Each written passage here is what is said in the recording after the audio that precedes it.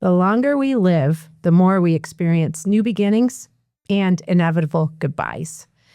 In this episode of Aging Unscripted, we'll explore grief in all of its forms, not just after loss, but during life's many transitions. With the holidays approaching, we'll talk about how to navigate grief during this season, how to honor old traditions, and create space for new ones. Join us for an honest discussion about how we can carry grief and gratitude as we age.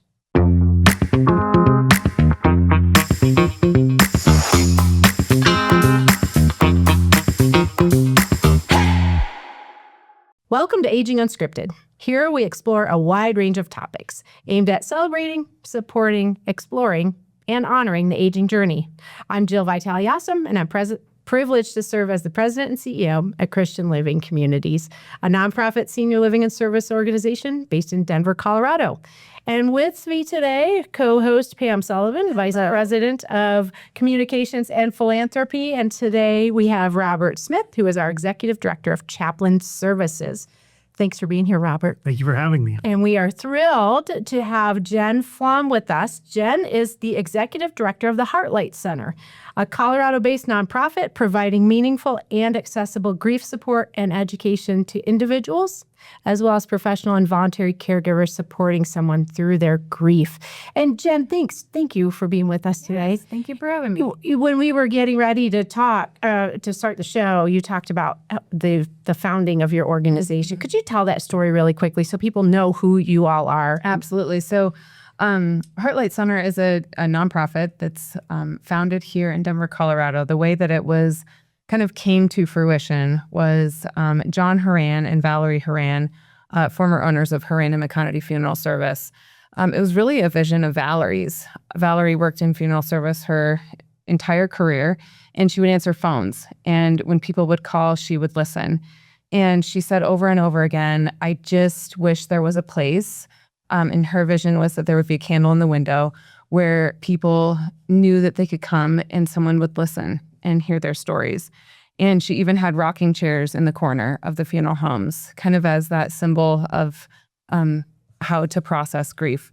So Valerie then worked with one of the funeral directors at the time at Horan and McConaty, Jennifer McBride, who lost her dad. And Jennifer also found that there really wasn't anywhere to go.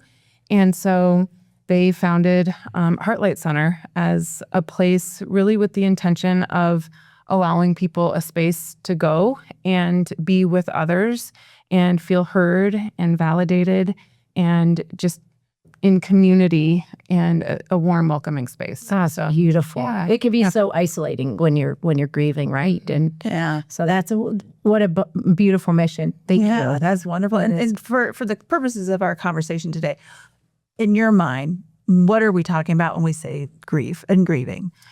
Yeah, grief really is this natural response that we have with any loss, but also comes up with transition. So anytime we have a transition, we have this human response. And oftentimes when we think of grief, we think of like deep sadness. But it's really multifaceted. And grief, I know we've all seen it manifest in different ways, even to the point where somebody will be experiencing something maybe physically or behaviorally, and it'll be like, what's wrong with this person? Or, something's changed. And sometimes we can do all of the diagnostic tests that there are, from a physical symptom standpoint, and then later realize, oh, this person's grieving. And so it's not just sadness, but it really is our natural human reaction to a transition or loss. And Robert, in your role, you see this all the time. It's not just a mark in time. Right. The grieving process. What do you see? I mean, it's a continual thing. It's a continual thing. It's a process. It never really leaves us. In fact, I just this past weekend, before we recorded this, I was back with my wife's family to do some memorial services, some memorial things for her parents that her father-in-law died almost 2 years ago at this point. And leading up to that, I thought myself, these weird reactions. What is going on? Like, what is wrong with me? Oh, this is grief, right? This has been 2 years, but we're coming up on the close of a chapter, and that's when it hit. Our residents will often ask how their friends and neighbors are doing in their grief, and I always say they're grieving appropriately, because for everybody that looks different, right? Everybody's on their own journey. It's sadness. Sometimes it's happiness. Sometimes it's confusion. Sometimes it's all three at the same time. And that is really confusing. And then you cycle back through it all And then again. you cycle back through it all over again. Oh, yes, yes. Yeah, it's a companion. As I was thinking through today, it struck me how grief can, in some ways, it brings wisdom. It brings this depth to our emotions, a new understanding to our emotions. That goodbye and hello to new opportunities, they're all intertwined in some ways. And how does grief and joy coexist for people? I hear that all the time. Oftentimes people will say, I feel crazy. And I think it's so natural for us to want to put things in their place. We, by nature, feel more safe when there's order. And grief is an order disruptor. And we also so often think of like you're either happy or sad. You're not, it's rare that we say I'm happy and sad. And so we're almost conditioned, and we learn over time that you're happy or sad, you're mad or you're not, you're calm or you're excited. And when we're grieving all of those things, there's this duality. So two opposing things coexist at the same time. And if we don't know that in our minds and in our hearts, it can make us feel like we've lost control and order, because we're living in this liminal space, this in between what was and what is, or what was and what will be. And so it can make us feel uncomfortable. But when we lean in to, I think, knowing and understanding something, learning about it, can help us to kind of understand how is it possible for sadness and joy to coexist. Right. And I always think about, I'm sure this can resonate with a lot of people, a moment when we're crying or something, deep emotional pain is happening, and then something funny happens. And like all of a sudden, everybody's laughing, maybe through tears. And that's a great moment or an example of sadness and joy coexisting, even though one might feel stronger than the other. And then really over time, as grief, we say, never really leaves you, like you say, but we transition to where we are able to cope with, or maybe the joy is more apparent and visits us more often than the sadness. But it doesn't mean either one don't exist. Right. Yeah. I liked what you said about the liminal space. And I feel like sometimes, like if you try to compress that, and then I just want to move through this really uncomfortable time, because I do feel like I'm, losing my mind, and I don't like this pain. And somebody I remember saying that when you try to push down grief, it's like pushing a beach ball into the water. And the further you push it down and the longer you try to hold it down, the more violently it will erupt to the surface. And I was like, that's a really good description, right? Of not finding that space to process things. Not that I'm speaking from experience, but maybe I am. I know, and that's the point, though, right? Yeah. This is a topic that everyone experiences. Everyone's had either a loss or a transition. And that's the piece that I think is really key, is it's not just about losing a loved one. There's all It's kinds a transition. I mean, it could be, when you and I were talking, you got this great big dream job, but you're still grieving what was known and you already had mastered, right? Or it can be, in our space, somebody who's moving from one home to another, into a senior living community, to a new home. That can be a grieving process too. Yeah. And so both of you, and from your different perspectives, like do you see the way people experience grieving change? And I know everybody's different, but are there things that you see throughout our lifespan that changes the way we experience it? Or is that too broad to put on? I think it's some of both. I think, I'm thinking about our residents within Christian living communities as they make that transition into the communities. And for almost all of them, it's a good thing, right? They're looking forward to it. This is something that they have planned for, and they're joyful. And at the same time, there comes this moment, whether it's the day of the move, a week after, a year after, where they go, what did I do? And there's this moment of angst. And I realized after all that that's grief, right? That they're grieving that stability they had, that security, that known, that home that they maybe owned for 40 years, even though the new is wonderful, there's grief. And I think for many people, we talked about the loss of a loved one, a death loss. We, as a society, I think we say it's okay to grieve that for a time. That's the societal pressure, but it's expected that you're grieving that kind of loss. But we don't talk about the other kinds of loss. So I think for a lot of people, it's a journey just to say, I am grieving, and that's okay. Yeah. Or losing the ability to drive anymore. That's a big trigger, isn't it? Yeah. Sometimes for people. Or the physical ability. I was speaking with a resident yesterday, actually, and she said she's realizing with her own kid, we're talking about patience, and with her kids, right, that it takes her longer to do things, that she is just slower in life than she used to be, and that frustrates her kids, and there's grief attached to that. But I think on the other side is there's so much wisdom in life, especially for our older adults, that they have been through hard things, right? They know what it's like to come through on the other side. They know who their support systems are around them. They know who to tap into. So in some ways, it's new grief, it's unexpected grief, but they've also have that long perspective of, I have done this before. I know I can do it again. Yeah, that's a good point. And Jenn, you had mentioned too, and you're touching on it, Robert, anticipatory grief.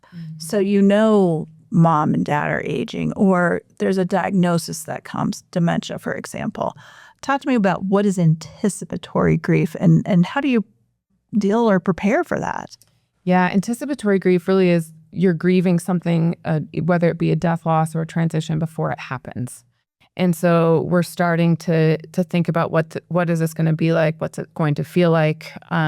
With a diagnosis, what are the losses or the transitions that I'm anticipating I'm going to face? And so we can start to even grieve. We can start that grieving process at that time of the diagnosis or the transition, and then it almost restarts or presents itself in a different way when it happens. So, for a dementia diagnosis, for example, it's one thing to get the diagnosis and then start to anticipate the grief that's going to surround that and the loss of freedom that comes maybe even automatically or right in that time. But then when, as that disease progresses, we have different points in time where we grieve differently for each point in time where another loss happens. And then eventually, at the time of death, they're just different types of losses along the way. And so anticipatory grief often is something that we, in my opinion, we don't talk about any of this enough. But I realize I'm a biased source. But really recognizing that that I'm feeling this already, but mom's still okay. And it's okay. Of course you're feeling that. I always say, how could you not be? And then what we do with that and who we can learn to be our safe people to trust. What type of plans can we make? How do we prepare ourselves, both logistically and emotionally, so that we can navigate through things with as much grace as possible? So you help people who are in that part of the journey as well, it sounds like. Yeah, so at HeartLight Center, we mostly have offered programming as it relates to death loss, but recognizing the need in our community right now, especially around caregiving. We have started to really lean into and listen.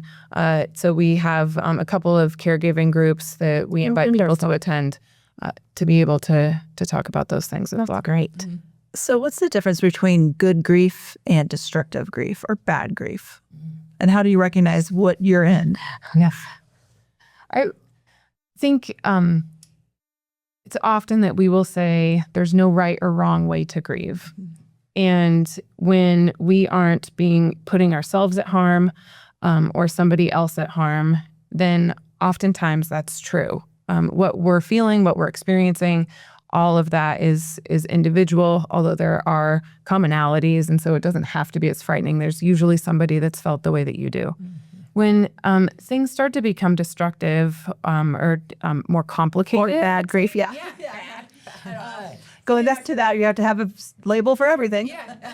But really looking at our coping mechanisms and how much is this impacting my day-to-day life. So for a period of time, especially right after a loss that was really meaningful to us, it's going to be difficult to sleep and kind of meet our own daily needs. We might not want to get out of bed. We might not be able to sleep. Our diet might change pretty significantly. Those are really common things. But if those start to last much longer than 3 months is kind of one of those points in time where really this is impacting our day-to-day living, then that's when kind of that turning point to say, okay, I need to seek additional help outside of the support system that I have. At any point in time, I always like to tell people if people are experiencing any physical symptoms or if they, are having coping mechanisms that are putting themselves or somebody else at risk, then that's when we'd want to seek professional help immediately, regardless of timeframes.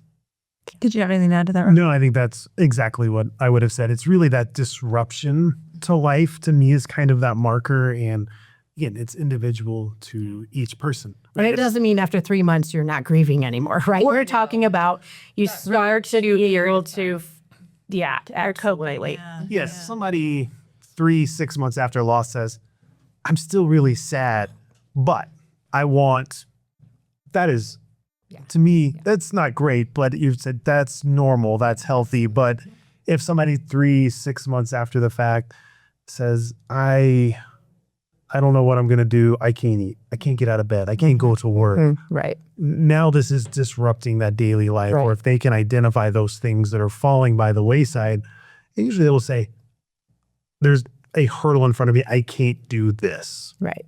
It's disrupting my life. Right. But my dad always calls, after my mom passed away, all of the immediate, really acute grief. And then over time, it was, I only had 3 grief bursts today. Yeah. Right. And then you start to go, okay, it's still with you, but, and it always will be, and you still have grief bursts, but I see what you're saying. Thank you for that. Yeah. That it's that piece of it. Somebody gave me this picture one time and I like it. And I don't know if you've heard this one. When grief is new, it's like a big ball and there's a box around and there's a pain button in there. And when grief is new, that ball fills the whole box and it's just pushed up against the button. And over time, the ball doesn't get any smaller, but your box expands around it. You grow and you learn to work with it. And then the ball can bounce around and, and it's still mostly filling the box. It keeps hitting it. But over time, right, the box is pretty big and that ball it's not constant. I like that. And then every now and then it just randomly tings up and hits that button. Well, one of those buttons for a lot of people are the holidays. Yes. We're coming into that time. Why are the holidays such a button pusher for your grief? Yeah. I think to me, when it comes to the holidays, it's a meaningful time for people. If you are celebrating a holiday, it's meaningful. It's one of those touch points in life, and there's so much tradition around it. It's so much sensory that goes into it, right? Sights, smells, sounds, things you expect. And when that picture doesn't line up, when you look at that picture and you go, wait, something is missing. And that something might be a person. Or your house that you were in, right? Yeah. Your tradition. Your family moved across the country. Yeah, I can't do those traditions anymore. Right. Suddenly you're confronted with that. It's a straight shot to that button, right? Because you're reminded of what isn't there. I would add to that, I think there's also pressure around the holidays. The messaging that we can get all of the time, even if we're driving, the parking lots are full and the songs on the radio are Holly Jolly Christmas and the bell ringer, and we're excited and constantly asked, what are you doing for the holidays? Even just in passing. And, for the term Merry Christmas, there's an implication there that we are to be happy and holly jolly. I remember I was working in hospice care at one point in my career, and it was Christmas Eve, the day of, and I went and met with a woman who was just newly admitted to hospice. And it was one of the more really profound meetings with somebody because of the dichotomy of what was happening. So in her home, she had just received this terminal illness and had changed her plan of care medically. And then I left, and I was really in that space kind of with her and processing what that would be like. And I got a phone call, and my mom said, okay, so what are you bringing to dinner tonight? Can you go pick up the bread? And I thought, I don't really care about the bread, actually. And so holidays oftentimes are filled with kind of that commercialism and the expectation and pressure to feel happy and be joyful. And when we're grieving, that's not maybe lining up with how we feel. Yeah. And so just recognizing that not everybody around us is looking forward to all of the things. How do you help people? What self-care suggestions do you have for? Because I'm sure there'll be people listening to this, right? Who are like, "Oh, you're speaking right to me, Jeff." I resonate. What do you both say to people? I think there's a couple of we actually just issued, I brought a couple and I sent you the link, some resources around how to support each other as family members, how to support ourselves, and then how to really honor those traditions. So I think there are a couple things, like practically speaking, around the holidays. If you're in a place of transition or grieving, the number one thing I always tell people is feel free to make plans and also let people know that you might cancel them. Mm-hmm. So say yes if that feels like a place you might want to go, and then give yourself permission to then in that moment say no. For a lesson just for life. Right. But that really spoke to you. Yeah. So that's one that we really encourage. The other one is just going back to basics, simplifying where we can, saying, I will come, but at this point, I can't bring something this time, giving ourselves that permission, and then finding what fuels us, what brings us peace and calm. Is it a warm blanket, but with intention? Is it music? Is it a candle? It can be very simple. Is it when we're driving, not having anything on the radio, just finding place to kind of deregulate our bodies, and then logistically not feel that pressure to participate as much as maybe we have in the past.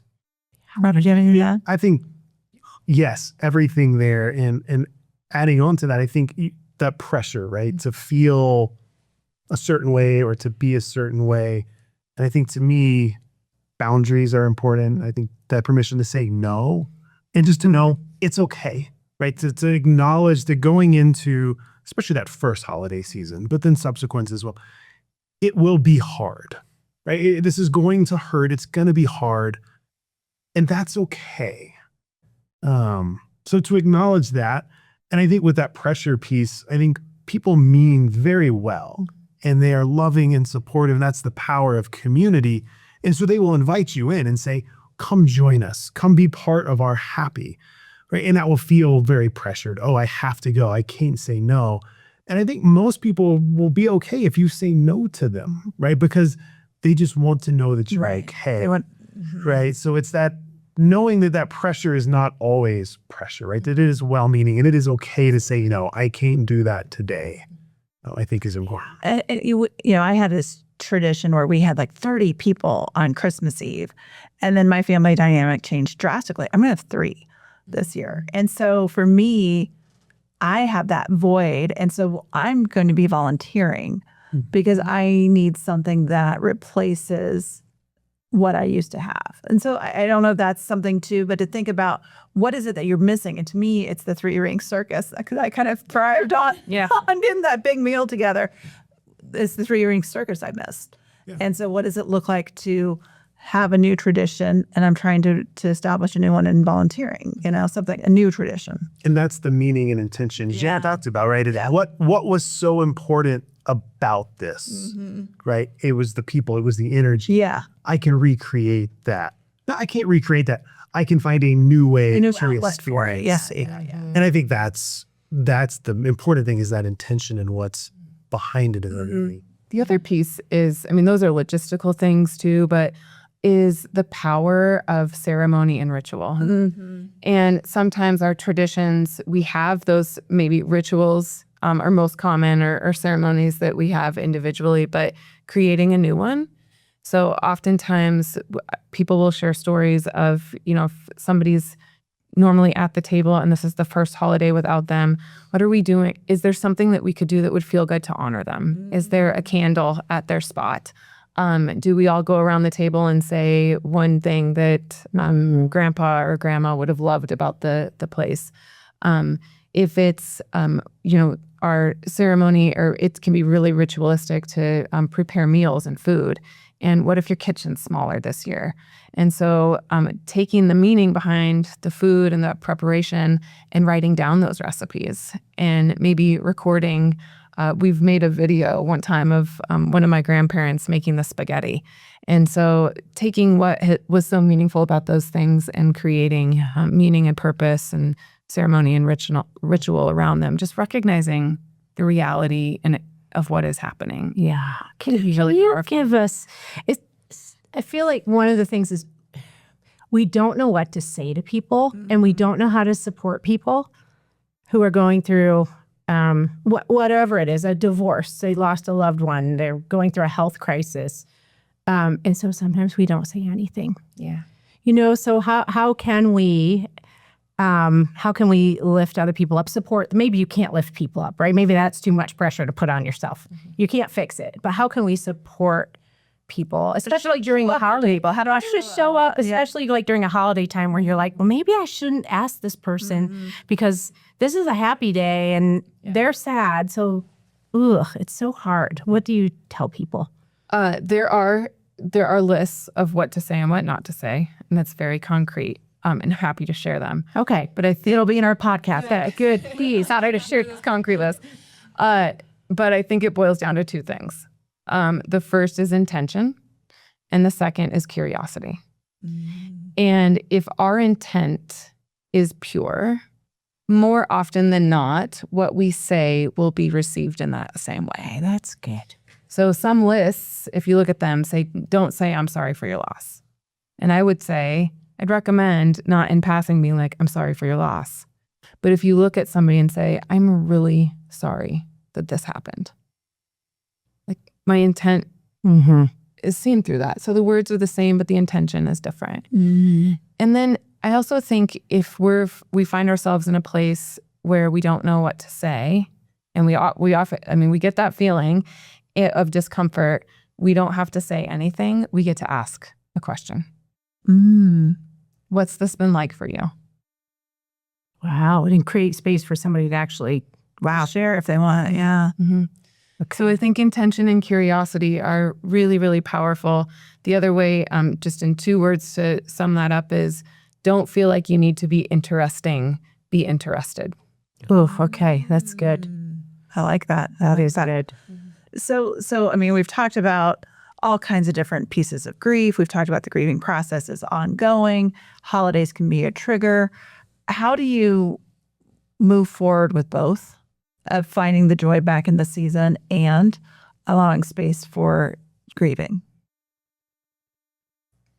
Do you want to jump in on that? Happy to.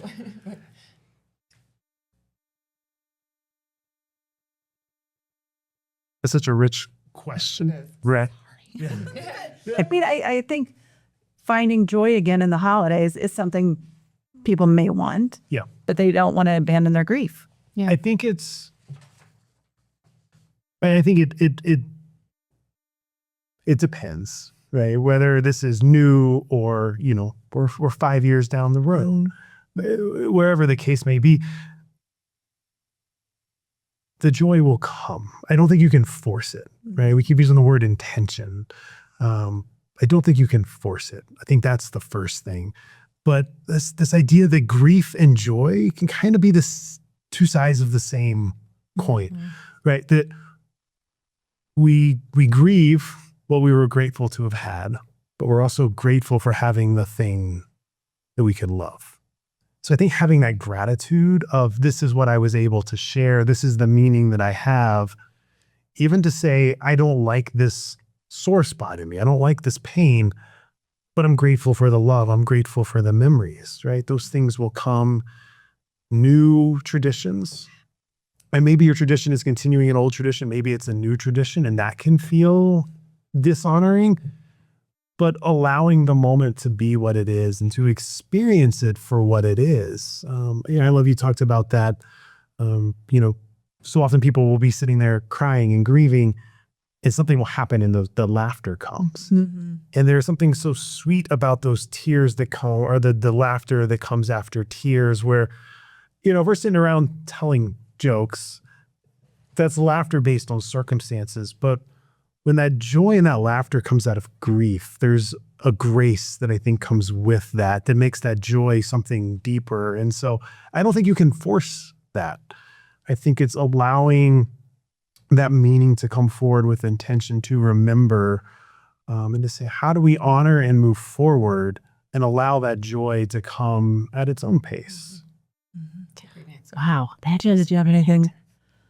More. I mean, that was a great answer, but A chaplain's not going to be afraid of a deep question, but You may have to give me a minute to think about it. yeah, But it's okay. But I think going back to the depth is the power of knowing that if we have the capacity to feel deep emotional pain, we simultaneously have the capacity to feel deep emotional joy or other emotions. So it's kind of like when you meet somebody who is a feeler, the person who is just as the highs are high and the lows are lows. But a lot of us kind of are in the in-between. But just being open to the possibility of just a moment of feeling peace or joy. And that can start with intentional gratitude. yeah, wonderful. Well, you guys have talked about a lot of resources. Yeah, we will have all the resources. Yeah, right. Yes, so you will. Do you want to leave our listeners, viewers, with a last thought on all of this? For somebody out there who might be listening and they're like, it's a rough time right now. Yeah. I think for me, it's this idea that naming grief doesn't diminish joy. It gives depth to it. It gives new texture to it in a way that, like Jen said, they're not mutually exclusive. That grief is okay. Yeah. It's hard. The joy will come and the grief will remain, and that's okay. But there are people alongside. I was also thinking, as we were talking about joy and grief coexisting, it's okay to borrow others' joy. I was We need people, right? Yeah. It's during this. to say, I may not feel happy, but I can appreciate the joy I see in others, and I can take that on. I'm reminded so many times where, from the Christian scriptures, where people are commanded to not only be joyful, but to share that joy with those that don't have it. That acknowledgement that not everybody has it, and that's okay. Sometimes we lean on others, and other times people lean on us, and that's okay too. That's really good too. Thank you. Jen, what about you? I think so often there's kind of like these two spheres when we're grieving. It's like what's happening here concretely, but then what's happening deep in our hearts, maybe souls or spirits too.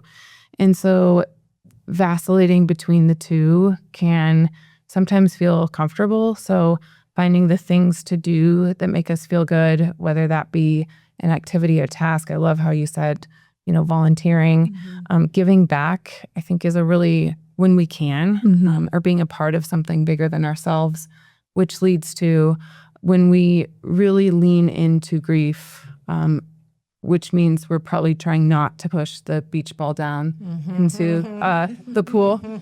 But when we are open to feeling whatever it is, that's when the power of whatever has brought us grounding and comfort in the past, we can really draw into that.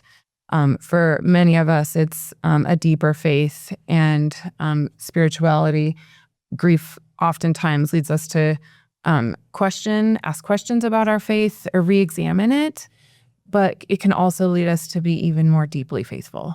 And so really, what is it in our lives, regardless of what that faith is or what it is in, to lean into that, the notion that there's something bigger than me. And maybe it's just me giving back. Maybe it's me supporting somebody else, or maybe it's a higher power or a religion. Finding some meaning. But finding that meaning is really, this is the time to do it. Yeah. And I think that's the power of community. Somebody asked me a few weeks ago, they said, we're talking about Christian living communities, and how does our communities help people navigate loss around the holidays? And I said, for many of our residents, it could be the loss of a person, but so loss of space, loss of Tradition. the ability to do the traditions. but there's also energy and people to help create new, right? Everybody is experiencing some form of that loss around you, to lean into community, whether that's neighbors, faith communities, family, friends, that there is community and there is people, and we need each other in that. That sounds really, because you might just want to isolate yourself, but reach out, right? Because there are wonderful people around who want to care about you. Yeah. Oh, this has been good. It's been Good timely topic. Oh my gosh. Thank you both so much. Really appreciate it. And thank you, Pam. Yeah. Of course. Yeah. And thank you to all of our listeners and our viewers who are here with us today for Aging Unscripted. A reminder that aging is indeed unscripted. Please subscribe to on your favorite streaming channel and share this podcast, especially this one. If you know somebody out there who you think might benefit from listening to this, please share it with them. That's why we do this work. Each of us has a journey that is as individual as we are. Not everyone receives the gift of aging. It truly is a sacred phase of life that should be honored and celebrated. Thank you for being with us today.